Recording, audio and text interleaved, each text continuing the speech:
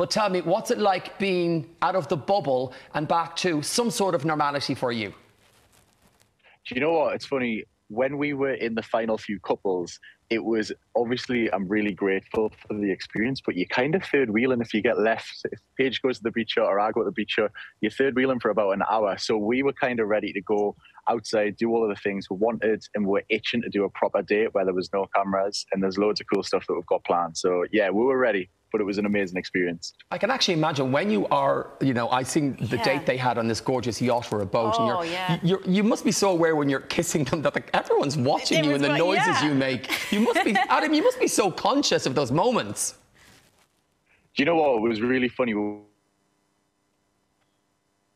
And we had a really nice first date. It was a lush meal, but obviously people were there. And then we actually went home and watched Netflix on the sofa for the first time. And we both looked at each other after half an hour and we're like, it's actually just us for the first time in like 5 weeks, which was actually the best thing. So it's just the little things, you know. And you know, because this show is on the time it is, I won't ask you what happened. There's no point. And Adam, you made Love Island history because you're the only Islander that has appeared on the show on 2 separate series. So you were called back again.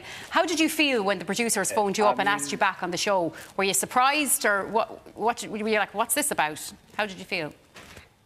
Well, I actually got 2 phone calls. I got one a long time ago, 6 or 7 months ago, and then I got one, honestly, I'm going to say 12 days before I went on the show. Oh. So that's why there's a little bit of crossover. But you know what? I knew how good I thought the experience was the last time. I went in there really open-minded. I thought that it was just a great experience, and why not do it again? Why not give it another shot? And I mean, this time it actually has really worked. A bit of shade for the last time, right? Yeah, so when you went back in again, was it for redemption, or were you genuinely, I'm going on this show and maybe this time I will actually find love? It sounds really weird, but I've always said it only takes one to change. And if Paige wasn't in there, maybe I would have been a little bit similar to Series 4. Maybe not as harsh because I've grew up a little bit. I'm 4 years older now, and I probably take people's feelings into consideration a lot more, probably a little bit more sympathetic. But in general, if Paige wasn't there and I had girls that I maybe didn't have a proper connection with, what are you supposed to do in that situation?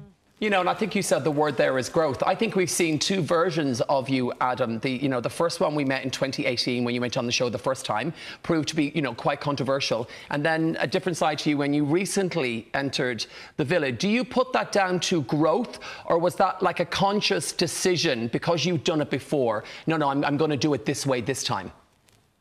It wasn't even that. I've always had that side, but there's probably only, before Paige, 1 or 2 people that I've been with who've seen that side of me. And my family, my friends, the ones that actually know me 24 hours a day, not just 1 hour of an episode that's edited, actually know that I have that in my logger. Yeah. And the other Islanders were pretty shocked, both the boys and the girls, when you rocked up and walked in. They were like, what? And some of them would have recognised you from before, some might not have. The boys in particular, they seemed very shocked and they were a bit suspicious. Did you sense that as well? How did it feel for you walking through? Was it a bit nerve-wracking for you? I think it was definitely nerve-wracking coming in because I knew the boys would have presumptions, and kind of they knew that I had a job to do in the sense of like coming in and trying to find a connection. But honestly, when I first came in, the boys, like they even, I think, mentioned it. They thought I was a bit of a mole, as in the ITV producers had told us to come in there and rock the boat. And they just treat me like a normal Love Islander, just like the last series, just like all of the other Islanders. Go in there, have fun, see if you find someone, see if you don't. And yeah, it was just, as soon as I was with Paige after the first week and then they saw how we were, it was like, all right, he actually is here to be genuine. It's not like he's been sent here to try and mess everything up. I always find it weird, I've dabbled in reality over the years. I always find when people say on reality TV shows, oh, they're a mole. There's no such thing as a mole because it's reality TV. Like, do you know what I mean? We see you, so, But this is a very important question, Adam. I hope you're ready. This is the moment of truth. We have to ask you. Ready? Drum roll. Thank you for that drum roll. Is Paige officially your girlfriend? She is. Yay! You know what? Yay! Success! That's an exclusive here in the 6 o'clock show.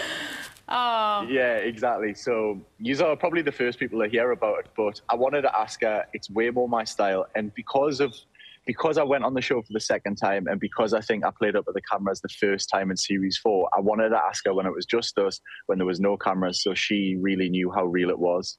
So that's exactly what I did in Swansea, in our hometown. Couldn't have went better. And I'm delighted you're giving us here in Ireland that exclusive, a massive fan base here. Watch the show. People are and you know what? You make a with it. gorgeous couple as well, don't Absolutely. they? You really do.